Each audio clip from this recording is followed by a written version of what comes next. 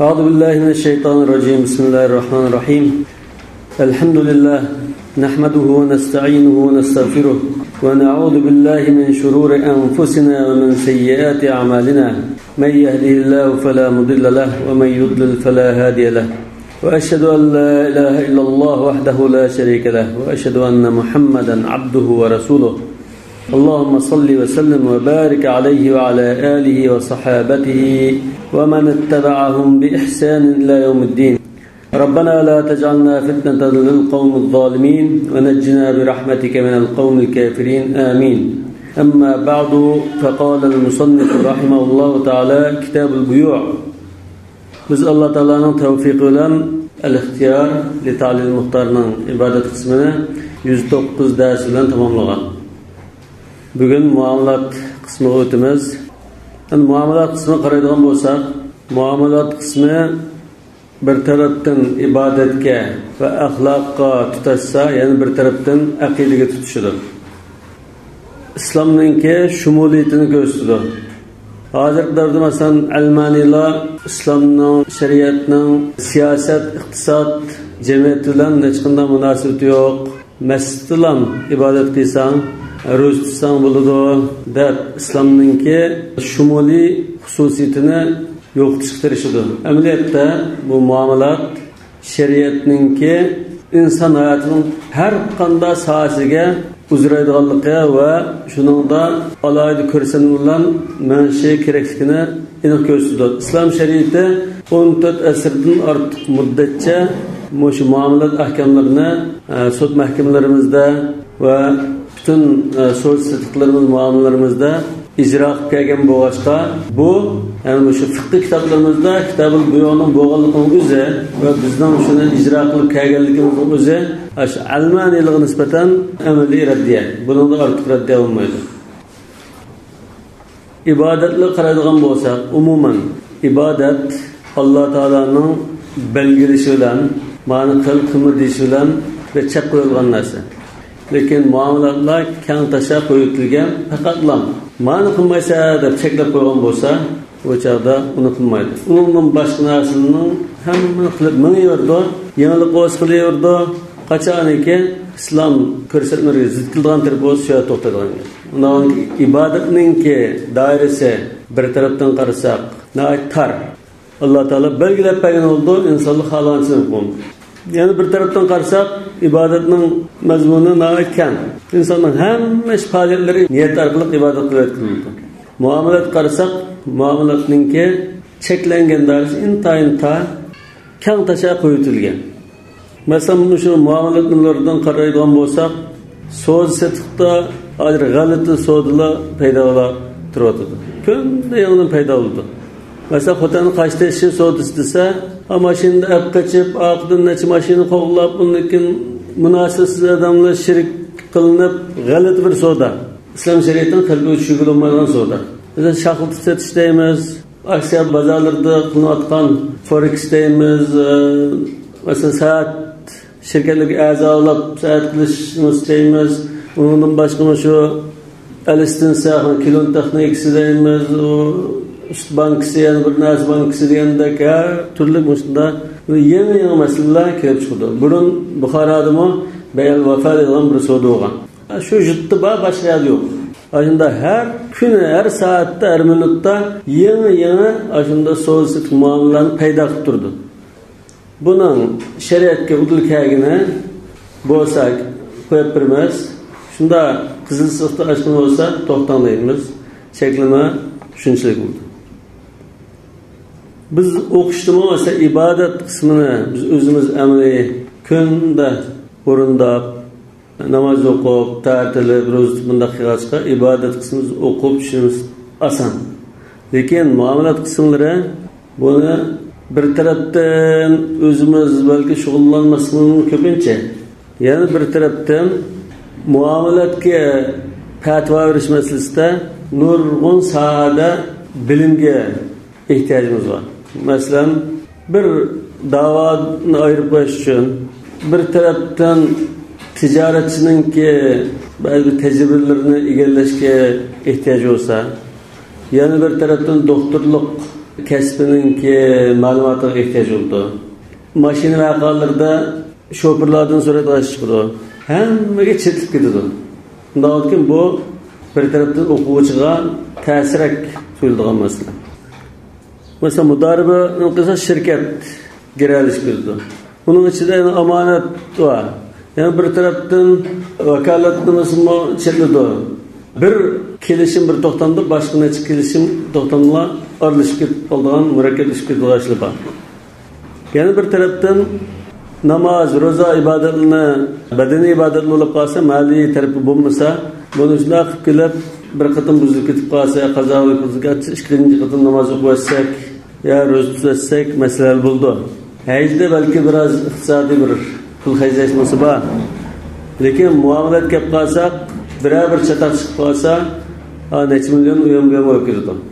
Pul degan hayotning tumiri. Ama ولا تؤتوا السفهاء أموالكم التي جعل الله لكم قياما.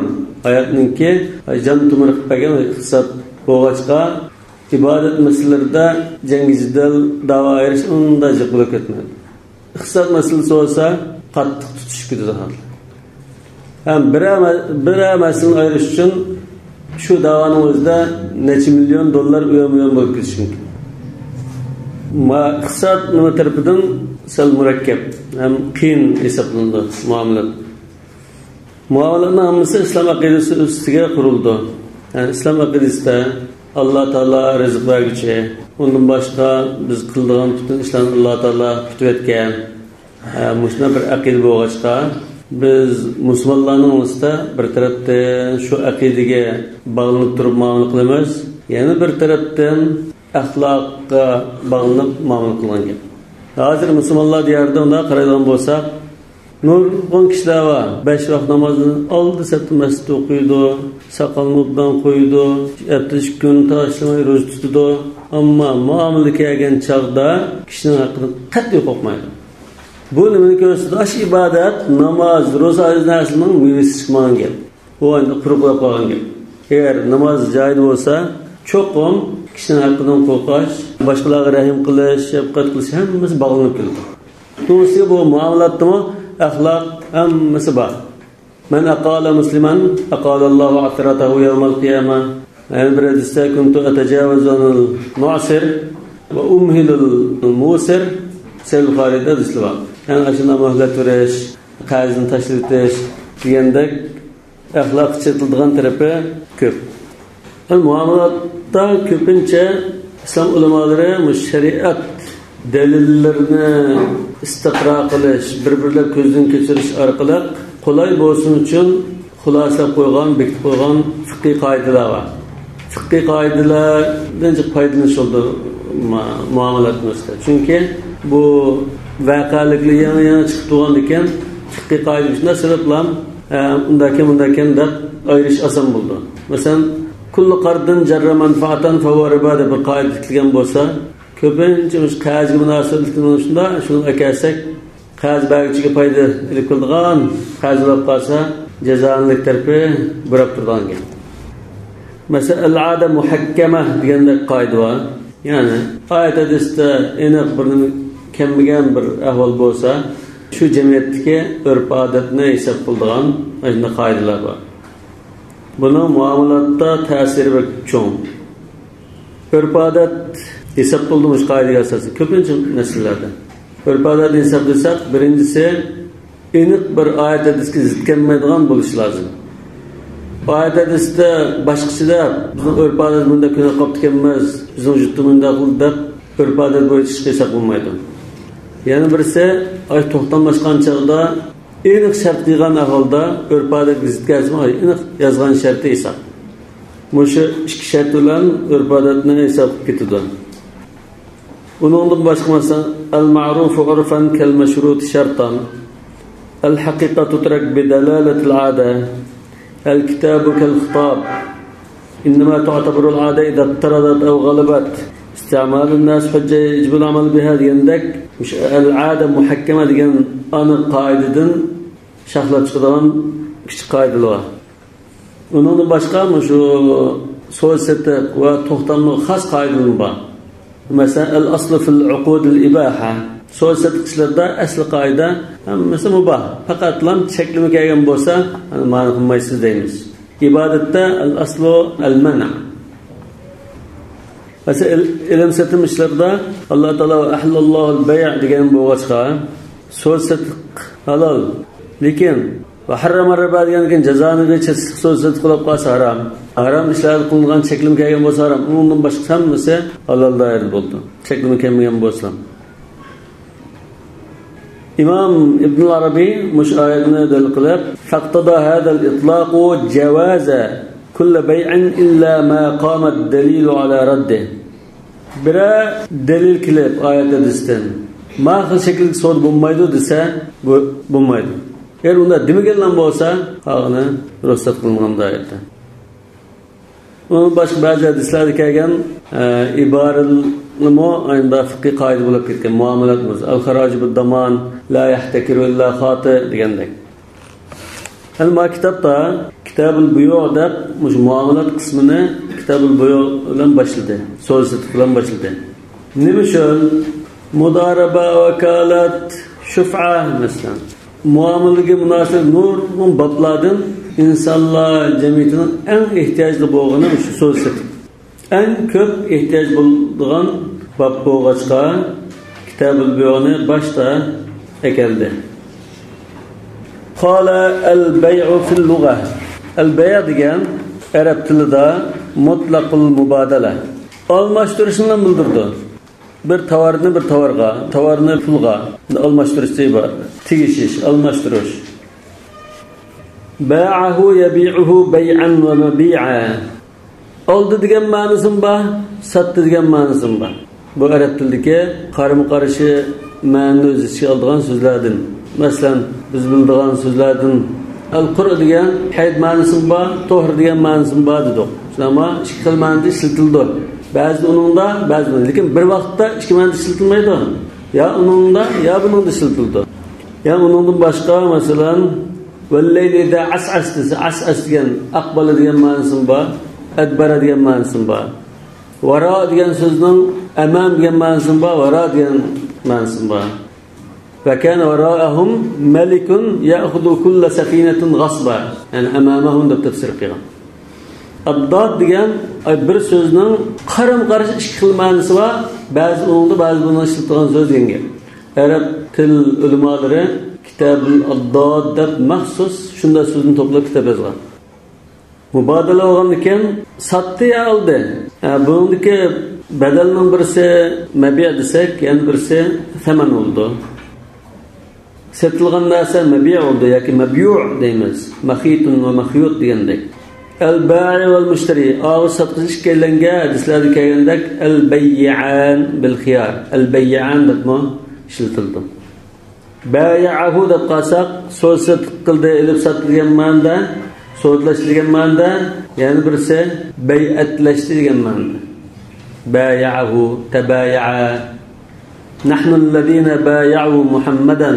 Shunami? Al-ibtiya' desa al-ishtira, yani so'zlashgan. أردت العلماء لدن أبو عبيد البيع من حروف الأضداد في كلام العرب يقال باع فلان إذا اشترى وباع من غيره مساء شهدستان لا يخطب الرجل على خطبة أخيه ولا يبيع على بيع أخيه ديان مش بيع سوزدما علماء الشخل تفسير قيام برسي الله ديان ناسنا إلوما ديان ما نمشخدو برسي ستاي ديان خريداغا سن ستوما ديان ما نمشخدو Yani bazı ulamalar bu başkalarının xeridasını tatib olma degan ma'noda deb shira ma'nosiga ham xos qo'ygan. Va kadalika shira degan so'zmi bay'ga o'xshash mutlaqil mubadalani bildirdi, almashtirishni bildirdi. Shara shay'a yashrihi shiran va shira'an. Bu mu satdi yoki oldi degan ikki xil ma'noga keladigan addodlikdir.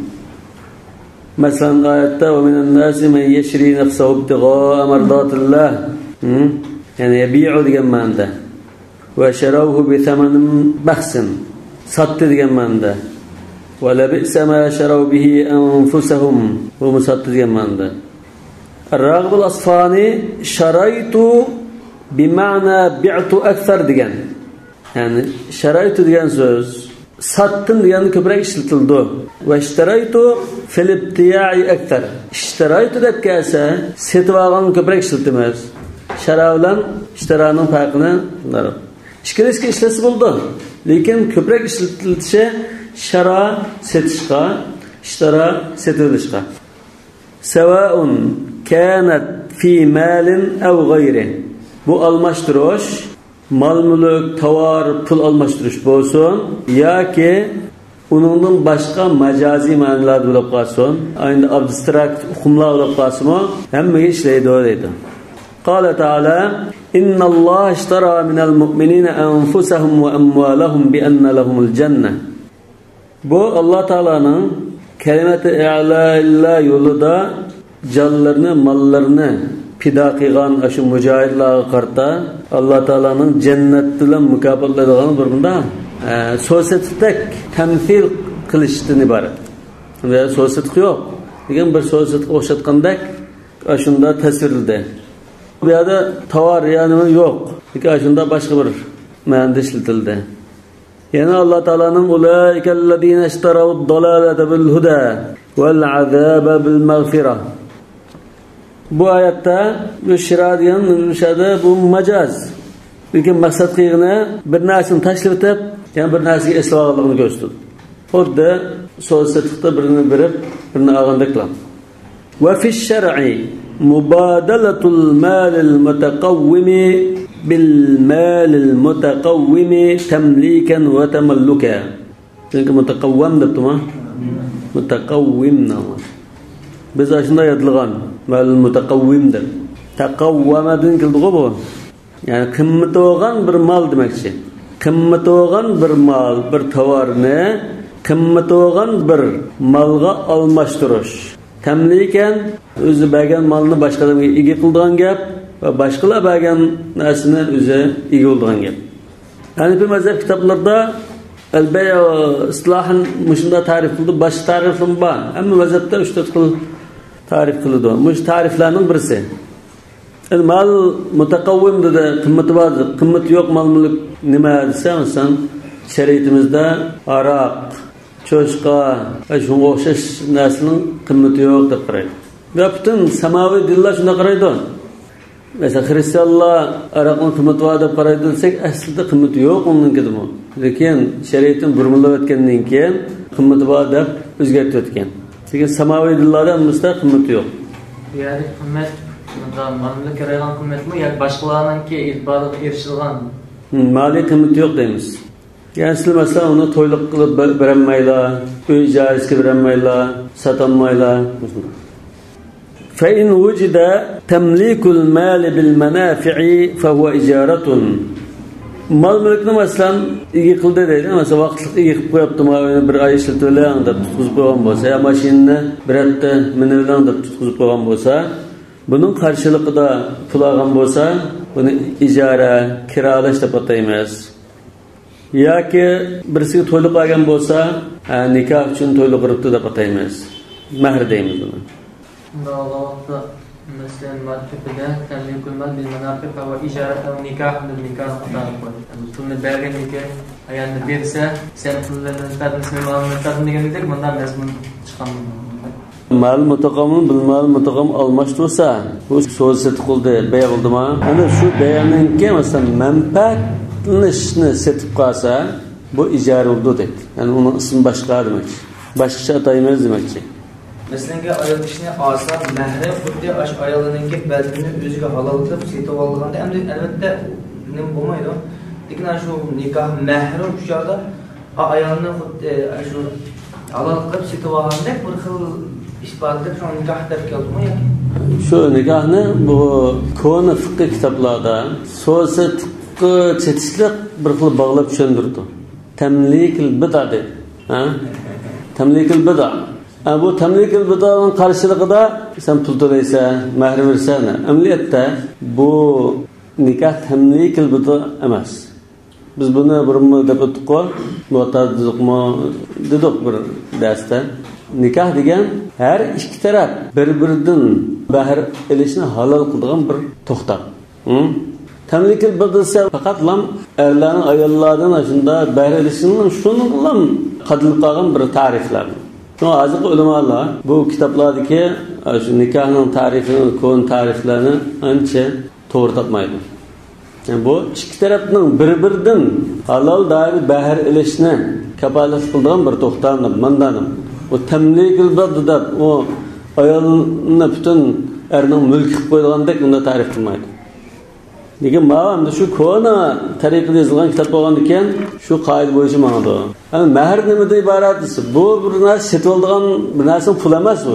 Tamanal bid'a emas u. Va atun nisaa sadaqatihinna nihla. Nihla degan ayında bikarlik ayında hadiya qilib bir ko'nglingdan chiqarib bunda so'qiltinglar degan gap. Bu ayollarning bunda bir izzat ikromi, ko'ngli ko'tarishdan iborat bir narsa. Bir narsaning pul emas u. Şu nikahını sosyal dairesiga bir nimaga misol tariqasida kelib qo'yishi shu tarafdan. Va in wujida, yani wujida tamlikul mal majjanan, bizi bekar berayotgan bo'lsa, qarshiliksiz berayotgan bo'lsa, fa huwa hibatun.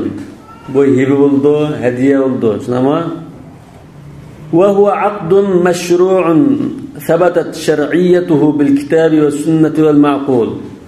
Sosyal tutgan İslam şeriatiga uyg'un, İslam şeriatiga yo'l qo'ygan, balki butun samoviy dinlar va insoniy qonunlarning hammasi yo'l qo'ygan yo'lliq bir ish.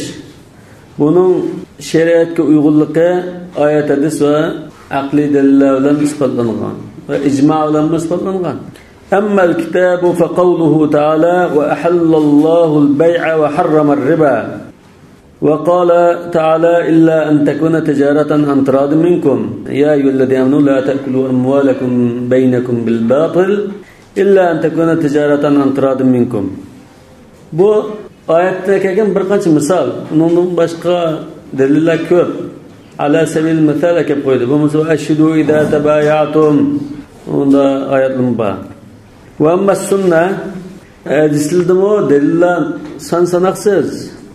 فلأنه صلى الله عليه وسلم بعث رسول الله صلى الله عليه وسلم أواتلген çağda والناس يتبايعون kişiler sohbet qilishdi فأقرهم عليه shunda qilsam bo'ladi deb ruxsat qilgan to'g'ri topgan shuni وقد باع صلى الله عليه وسلم Rasululloh sallallohu alayhi vasallam bir narsani sotgan vashtara setib olgan mubasharatan o'zi bevosita setib olgan sotgan va tavkilan vakil orqali sotgan va setib olgan. Bu fi'li sunnatdan dalillar ekan. Qavli sunnatdan nurg'un dalil bor. Masalan, Sahih Buxoriyda hadisda an Abi Hurayra radhiyallohu anhu anna Rasululloh sallallohu alayhi vasallam qala والذي نفسي بيده لأن يأخذ أحدكم حبله فيحتطب على ظهره خير له من أن يأتي رجلا فيسأله أعطاه أو منعه. يعني مراد استا قلت الناس إنسان الذهب بالذهب والفضة بالفضة تجاد استا فإذا اختلف الأجناس فبيعوا كيف شئتم. مشمو سوستنك şeriatga uyg'un ekanliginiki shariat ruxsat qilganligining dalillari deyishga bo'ldi. Va ala shar'iyyatihi al-ijma'. Bu ijma' bo'lib ketgan masala albatta. Islom ummati lam emas, butun insoniyat ijma' qilgan masala. Wal ma'qul aqlmi buni yo'lliq deb qaraydi. Va huwa anna al-hajata massatun ila shar'iyyatihi. Bunu yol qo'yashga zo'r ehtiyoj bor edi. Ehtiyoj zo'r. Fa innan nasa muhtajuna ila al-a'wad was-sil'i wat-ta'am wash-sharab alladhi fi aydi ba'dihim. Chunki insonlar boshqalarning qo'lidagi tovarlarga, badallarga, yemak-ichmak, turlik shu narsalarga ehtiyoj bor. Va la tariqa lahum illa al-bay' wash-shira'. Onunla ega olishninki, boshqalarning qo'lidagi narsalardan bahramand bo'lishninki so'zsizlikdan boshqa yo'li yo'q. Balki sadaqa bilan, hiba bilan foydalanish mumkin, lekin hamma insonning hamma ehtiyojini unda bekordan berib turish yo'q. Avod degan badallar. Bir narsani o'rniga bir degan narsa. Avod. فإنما جبلت عليه الطباع من الشح والضنة وحب المال يمنعهم من إخراجه بغير عوض. So'zsizlikdan boshqa yo'l orqali ehtiyojini qamdayamaydi. Nima uchun? Chunki insonlarning tabiati shunda bexillik singdirilgan tabiat. Shuh bexillik, dinna qattiq bexillik. Va ma huwa 'ala al-ghaybi bidanin va hubbul mal mulkka shunda amraq insonlar va tuhibbuna al-mala hubban jamma yamna'uhum min ikhrajihi bighayri 'iwad. Mal dunyo shunda amraq bo'lg'achqa inson tabiatida uni badalsiz qo'ldan chiqarib o'tmaydi. Haj bexillik uni badalsiz qo'ldan chiqarib o'tishdan to'sab qo'ydi. Fahtaju ila al-mu'awada.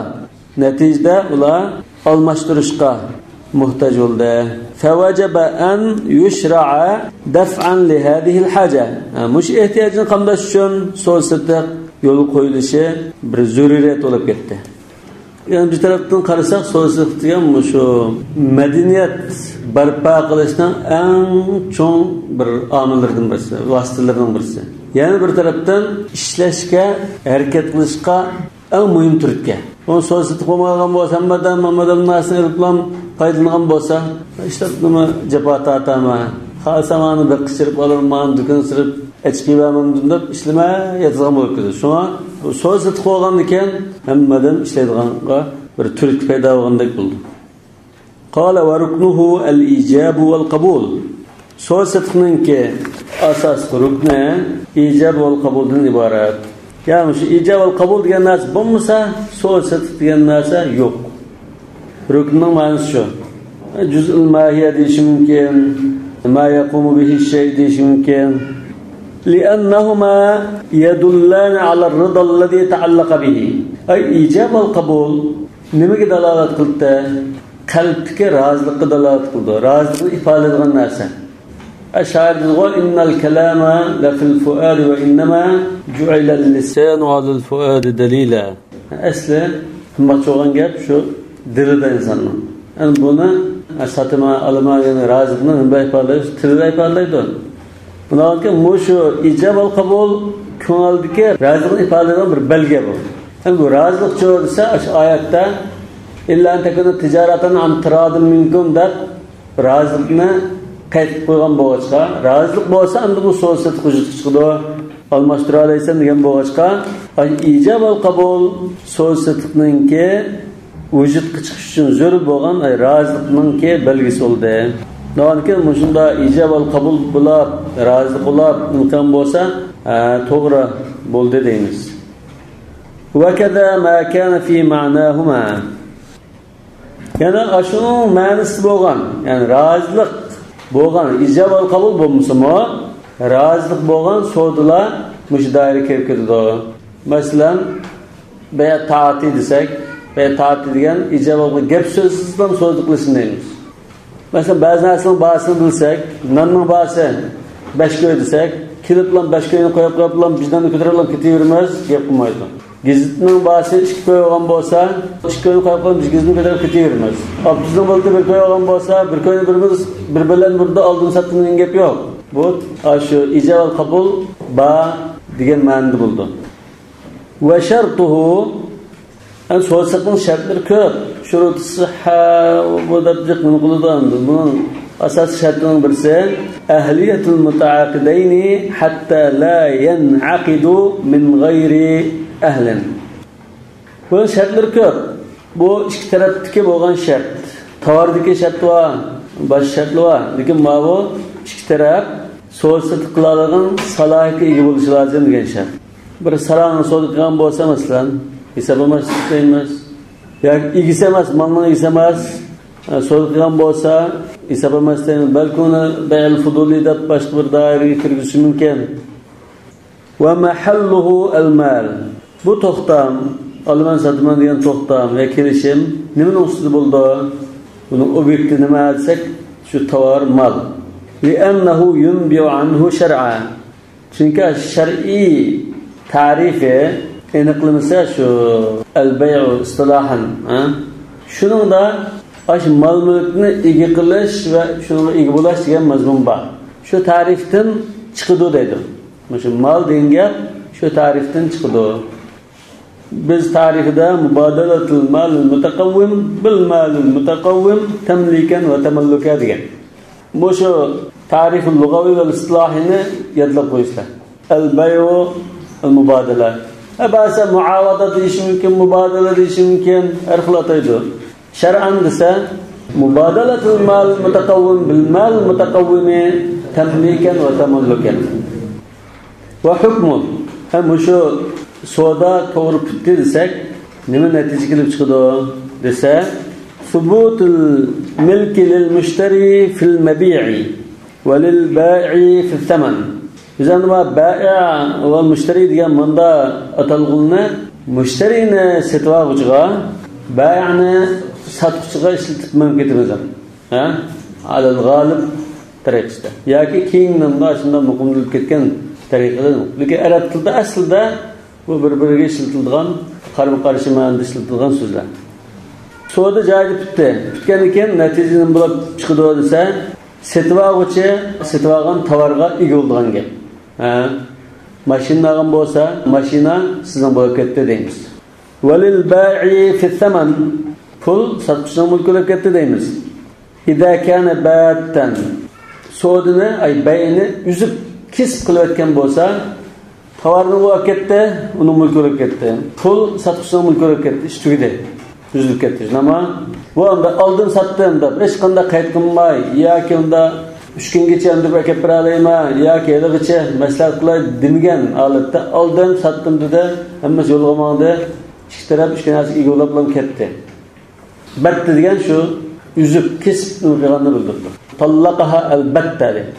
Uzil kesil talaq qilyapti. 3-qatimliq talaqni qilyapsa, tallaqaha albatta. Ve indal icazati iza kana mawqufa.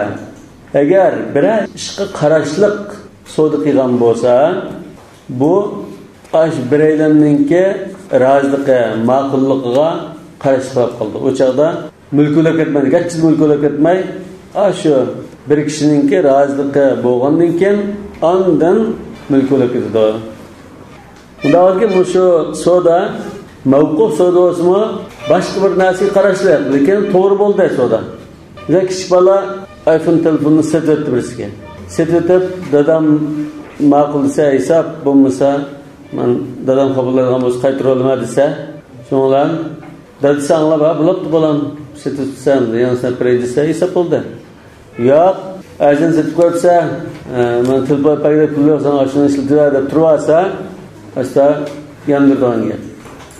Sebibanın onda deyiş şart emasmi? Chunki ular aqarni talab qilgan. Sebibalarning eshik bo'lib qolsa, o'zining manfaatini qo'may, azan setadigan, aqarni faqatmaydigan sebi bo'lib qolsa, uning so'zsizligi hisob emas. Lekin aqarni faqatlaydigan, o'zining manfaatini qo'llaydigan sebi bo'lib qolsa, Hanifi mazhabining qarashida vali ruxsat qilsa, uning so'zisi, ilm setimi kuchga ega. Bu ahliye naqisa deymiz biz. Hanifi mazhabda al-irada vel hurriyel insaniyanı intayin qadrlaydigan bo'lg'achqa, do'kondan chiqqan o'tazib qo'yib, balog'at yetmagan bola bo'lsinmi, so'zi tiqlarnas. Qashqada kichik bolalar har shu odamni afshab yo'lga soladi. So'zni to'pdan qilib gapni joyi qilib, shunda so'zi qiladi. Kichikdan do'kon o'tazib qo'ygan bola bo'lsa. Mesela mavquf desak, bir xiyar belgilab qo'ymasdan. Namani oldin 2 kungacha endi uydagilar ma'qul kelsa, esa bo'lmasa deb bachirpirma deydigan. Ya kichik kelib qolsa deb pirma deydigan, bunda bir so'z qilish bormasmi? Shuningmi bu ayında bir xiyarning to'shishi, ya bir odamning ashayning eri ya dadasi ya bir narsa ma'qul kelishga qarash qildi. Yoki masalan, birisining mol-mulkini xavri yo'q setib qo'ygachi bor. Bel fuduli deymiz buni. Mesela taqda bir savoqdashimizning telefonini olamsizlar deb setibdi. Bunun xavri yo'q. Akagandan keyin setayotgan bo'lsam, bulam obdan setibsizlar, men satmoqchi edim deb hisob qilsa hisob. Yo'q, bunun xavri yo'q, qanday satibsizlar hisob emas. Onda shunday qarashli bo'lishi mumkin tafsilotida. Mavquf degani shu. عند الإجازة الإجازة إذا كان موقوفا. İcazə bo'lib hisob degan chaqda tovar setib olishing bo'ykizadi. Pul sotishing bo'ldi. Lekin so'rab olgan chaqda unday emas. So'rab olgan chaqda bo'lib ketmaydi. قال البيع ينعقد بالإيجاب والقبول بلفظي الماضي. İcab al-qabul o'tgan zaman lafzi bilan bo'ladi. Ba'zi to'xtamlarda balki birisi cho'qim o'tgan zaman fe'li bilan bo'lishi lozim, ya'ni birisi kelajak bo'lsin bo'ldi deb qaraydi. Alal aql birisi o'tgan zaman bo'lishi lozim. Ama mashinani olaman desa, satdim desa xuddi so'z bitgandek bo'lishi mumkin. Bu odam da ikkisi o'tgan zaman fe'li bilan bo'lishi lozim. Kaqawlihi bi'tu va ishtaraytu. Aldım satdım dendi. Uyg'urcha shunda o'tgan zamonda ishlatamiz. Li'annahu insha. Chunki bu xabar emas. Yangidan bir so'zni tuzib gap qilayotgandek. Va shar'u qad i'tabara al-ikhbara insha'an fi jami' al-uqud. Shariat bunda bir xabar berishni barliq to'xtamlarda insha deb qaraydi. Ay bir so'zni ya insha ya xabar desak masalan, xabar qilgandingiz, bi'tu degan so'z asli nima? Bi'tu degan xabar. Lekin bu shuni insha o'rnida qo'ydi shariat. Ya'ni lug'at ma'nosida mush xabar bu shu. Mesela sattım bunu. Deganda xabar qilayotgandek bir ma'no bor. Lekin istilohida bu insha'dek bir so'z. Qanday olsa xabar bo'ladi? Ras yolg'onlik ehtimoli bo'lsa, mesela odatda bi'tu dar desa, yolg'on bo'lishi mumkin, sadmon bo'lishi mumkin.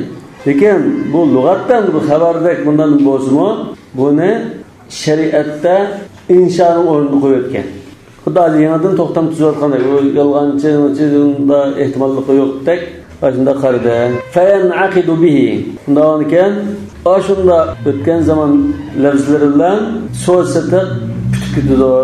Nima uchun desa, shu so'z qalbga rozilikni ifodalaydigan so'z. Va li'anna al-madiya ijabun va qat'un. Chunki o'tgan zaman yani bir tarafdan o'tgan zaman degan bu bir narsani bir isbotlab o'tish va kesib o'tishdan iborat. Wal mustaqbala idatun. Kelajak to'lab qolsa, masalan, abi'u sotaman deb qolsa, va'da qilgandek bir ahvol bor. Aw amrun va tawkilun. Yoki birisini buyurgandek, masalan, xudhu bi kaza desa, mana shu qilg'ala desa, bu bir buyruq o'xshash. Yoki mana shu pulga sota desa, bu bir vakolatga o'xshash. Yani vakil qilib, mana mening o'rnim sen setib qo'ygandek bo'lishi mumkin. Falihada in'aqada bil madi. Shunga bu so'zat bay'i uzul kesil bitdi deb ayirish uchun o'tgan zamonni bekitdi. So'zat o'tgan zaman fe'l bilan bitdi. Mana taloq shunda bo'lsin. Taloq qildimmi deb qolsa, taloq tushmaydi. Taloq qildim desa, o'tgan zaman fe'l bilan qilsa, undan shuda. Nikoh qilgandim, oldim deydi. Oldima deydigan yo'qmaydi. Mesela oldima inshaalloh demaydi, nima? Qala va kullu lafzin yadullu ala ma'nahuma. O'tgan zaman fe'lga ifodalangan ijab va qabulni bildiradigan qanday lafz bo'lib qolsa, shuni bilan so'zsidiq tutadi.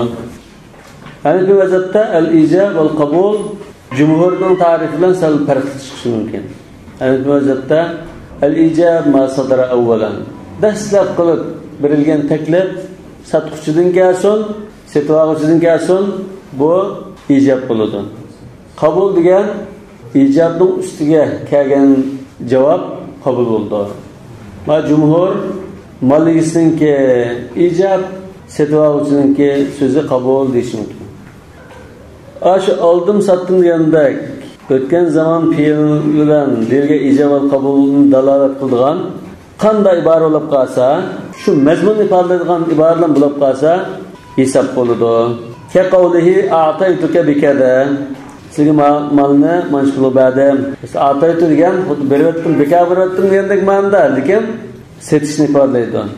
Aw khudhu bikada manshqulga asla aw mallaktuka bikada manshqulga igolab keslar ma'noda seni yetib qo'yay ma'noda degandek. Manshqul bilan seni olib kesson. Faqala akhadtu anda degan bo'lsa ya'ni berilgan takliflar ijab bo'ldi. Qabul qiluvchi qabul so'zda akhadtu oldim aw qabiltu qabul qildim aw raditu rozi bo'ldim aw amdaytu hisob qilyaptim shuni endi li'annahu yadullu ala ma'na al-qabul va ar-rida chunki bu so'zlar qabul qilganlikni rozi bo'lganlikni ma'qul kelganlikni ifodalaydi wal ibratu lil ma'ani so'zda bunda ishlarda va ko'pincha ishlarda asosiy o'rni mazmun qaraymiz deydi. Bu bir qoida. Al-ibratu al-ma'niyan al-ibratu fil 'uqudi lil maqasid wal ma'ani la lil alfaz wal mabani. Wa kadhalika law qala al-mushtari shundaqla setuvchi ishtaraytu bi kada deb qolsa, hozir setuvchidan taklif bash keldi mana. Bu ijob bo'ldi. Qala al-ba'i'u raditu satqchi rozi bo'ldim aw amdaytu hisob qilyaptim aw ajaztu tasdiqlayaptim hisob qildim ma'qul keldim degandek shunday so'zni ifodalab qabul sodir bo'lsa hisob bo'lib ketadi. Lima zakarna ya'ni bu yuqorida bizgan al-ibratu bil ma'ani degan qoidaga asosan mazmunni qaraymiz. Shu mazmun shu hisob bo'ldi. So'zningki har xil so'zni ifodalanishi muhim emas. Javhariga mag'iz qaraymiz, tashqi ko'rinishiga qaramaymiz endi. Mahallu defilni o'rni mal bo'lsa shu shariatdan xabar beradi. Al-mal mahallu degan biz to'xtam qildik, ilm to'xtamdan so'z nima ustida qilyapmiz? Obyekti. Shu so'zning obyekti emas, mal, tovar. Yunbi anhu yunbi degan yuxbiru yush'iru degan ma'noda. Shu so'z setiq degan so'zning o'zida bir malni ilib setish degandek bir mazmun bo'lgan ekan, buni obyekti shu mal ekanligini. Tushunga yapama? Bayina shariat hukmi olmasa joizmi?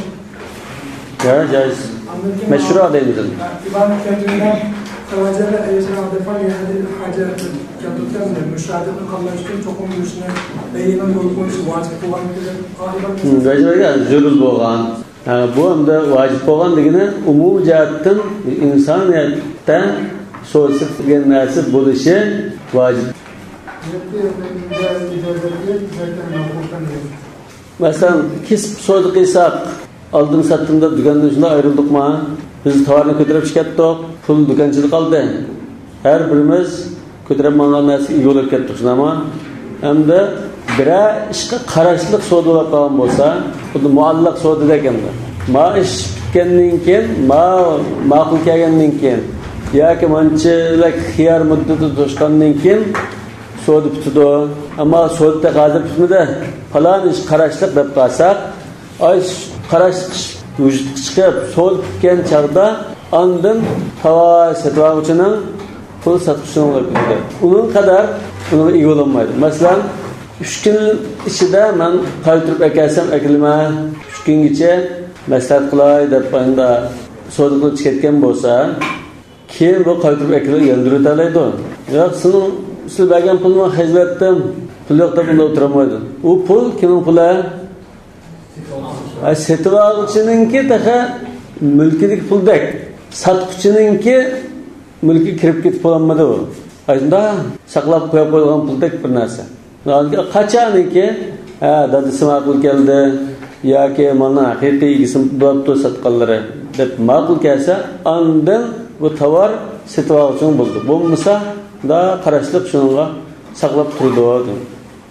مشاهد بوسون سبحانك اللهم بحمدك أشهد أن لا إله إلا أنت أستغفرك وأتوب إليك